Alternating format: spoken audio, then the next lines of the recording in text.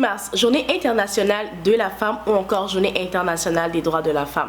Le nom qu'a donné en fait l'ONU à cette journée-là. C'est une journée de lutte pour les droits de la femme et la fin des inégalités par rapport aux hommes. Beaucoup de femmes clament le 8 mars, c'est la journée de la femme doit être chouchoutée, avoir des cadeaux et tout. Mais beaucoup d'entre nous en fait ignorons c'est quoi l'origine de cette fête.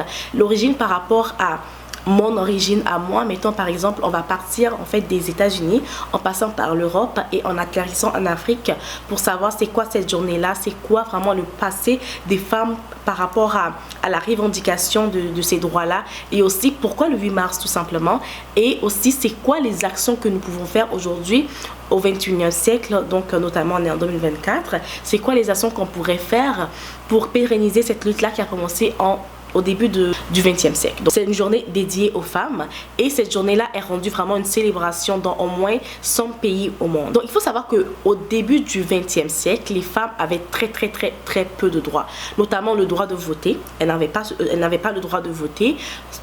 Seulement en Nouvelle-Zélande où elles avaient le droit de voter. Elles avaient pour leur part obtenu le droit de vote depuis 1893. Mais à part de ça, les femmes n'avaient pas le droit de voter, notamment le droit de travailler et tout. Et quand bien même, des fois aux États-Unis, les femmes avaient certains droits de travailler, mettons dans l'industrie textile ou encore, en gros, dans la couture et tout.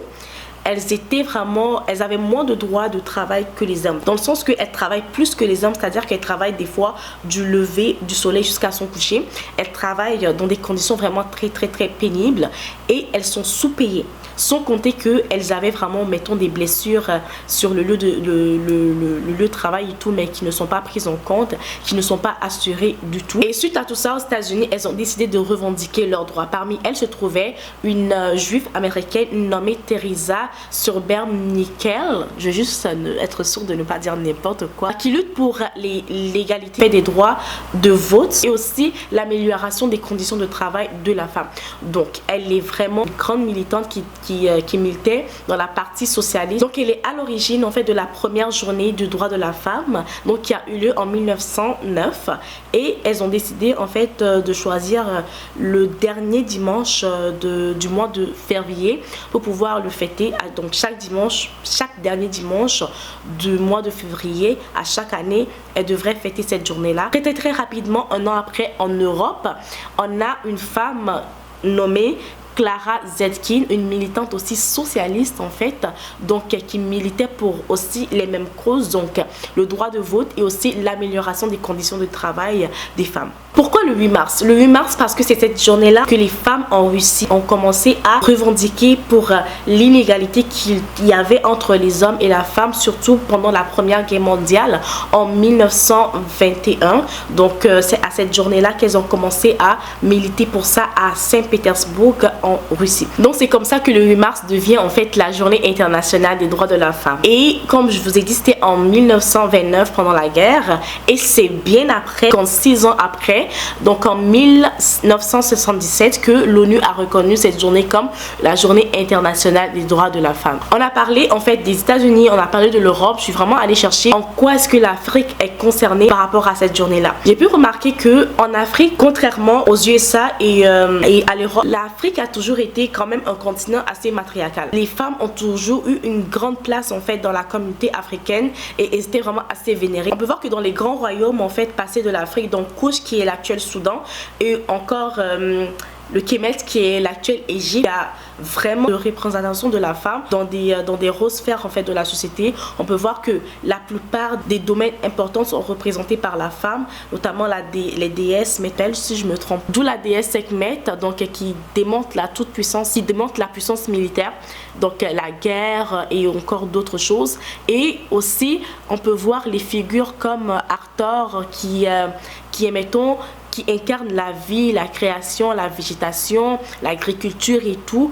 Il y a énormément de figures féminines qui sont représentées, qui sont vraiment élevées dans la sphère décisionnelle en fait en Afrique et c'est vraiment très bien et cool à savoir, ok, parce que nous les femmes on a vraiment une grande puissance et je veux vraiment mentionner celle-là. Elle s'appelle PC Shetz, donc c'est une scientifique qui émet, ok, elle est médecin, elle est formatrice, elle forme d'autres personnes, elle est sage-femme, elle est pharmacienne, elle est vraiment scientifique et apporte énorme, elle a beaucoup apporté, je vais dire, pour le continent africain sur ce point-là. Elle a formé énormément de personnes qui après en fait ont développé beaucoup de choses. Donc du coup, je suis très contente de savoir que l'Afrique, ok, est un continent qui a toujours été matriarcal et a donné vraiment cette place importante en fait que la femme a toujours et devrait toujours avoir, ok. Et aussi après on peut voir des déesses comme Isis et autres. Vraiment, je suis très contente de le savoir. Et du côté de l'Afrique de l'Ouest, on peut voir les Amazones qui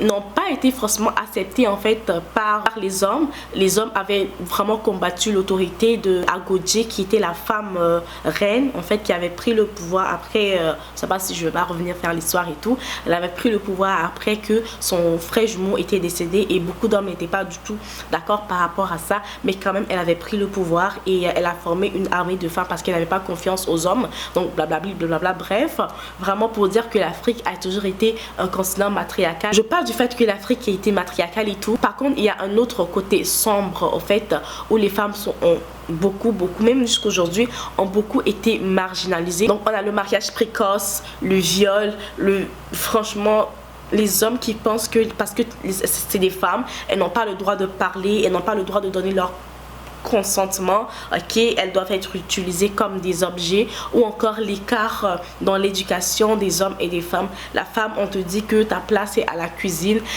laisse les hommes aller à l'école, toi tu n'as pas le droit, toi il faut juste rester à côté de ta mère, apprendre comment est-ce que tu dois prendre soin d'un homme après. Des bullshit comme ça, franchement, hein. En tout cas, et aujourd'hui je suis très contente. Pourquoi? Parce que ces luttes là ont commencé et mine de rien, même si l'Afrique a été matriarcale et que quand même quelque part il y avait vraiment toujours des inégalités et des discriminations par rapport à la femme, cette lutte-là qui a commencé aux États-Unis et en Europe est vraiment aussi descendue en fait en Afrique, et grâce à ça il y a eu vraiment beaucoup de décisions qui sont prises aujourd'hui.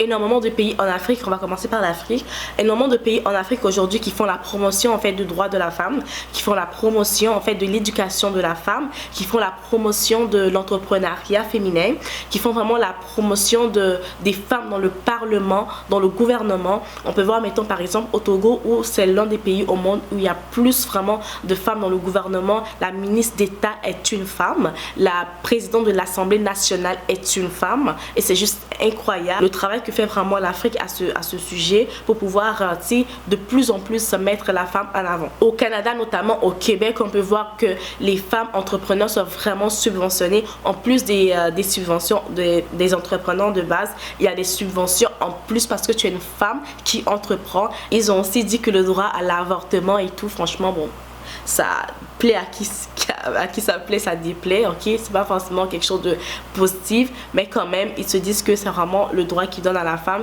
Ils ont énormément de droits qu'ils donnent à la femme à ce sujet. Et on peut voir en France aussi la revendication qui dit tous et toutes égaux, et aux USA on peut voir le Equal Pay International Coalition, donc la coalition pour que les hommes et les femmes soient vraiment payés à égalité. Donc c'est vraiment une très bonne chose. Donc aussi il y a énormément d'initiatives où encore maintenant aujourd'hui on accorde vraiment beaucoup de crédit à la femme, surtout aux États-Unis, que les hommes et tout. Donc mettons, quand on peut voir que quand un homme te dit quelque chose qui fait quelque chose qui te plaît pas, viens rapidement le dire, et on donne vraiment ce crédit rapidement à la femme, ce qui permet aussi à certaines femmes mal intentionnées d'abuser de la chose et de devenir vraiment des perverses narcissiques et tout. Mais bref, je vais pas aller sur ce sujet, on célèbre la femme aujourd'hui. Aussi, j'aimerais vraiment comme résolution qu'on prenne conscience en fait vraiment de qui on est en tant que femme, de notre pouvoir en tant que femme, de la grâce que nous avons aujourd'hui, que nous avons vraiment plus de droits que ces femmes-là dans le passé, et d'oser accomplir de grandes choses et sortir des limitations, parce que vraiment c'est limitations qui dit que non, c'est parce que t'es femme, c'est parce que t'es femme, c'est parce que c'est tes femmes que tu peux pas réaliser ça, qu'on sorte de ça, qu'on sache qu'on peut tout réaliser, tout ce qui passe par la tête, tout ce qui nous passe par la tête, on peut le réaliser. parce qu'on est des êtres humains et parce qu'on a de l'intelligence, parce qu'on a de la sagesse, parce qu'on peut le faire aussi comme des hommes. Donc je veux vraiment qu'aujourd'hui, en cette journée, on puisse se le dire.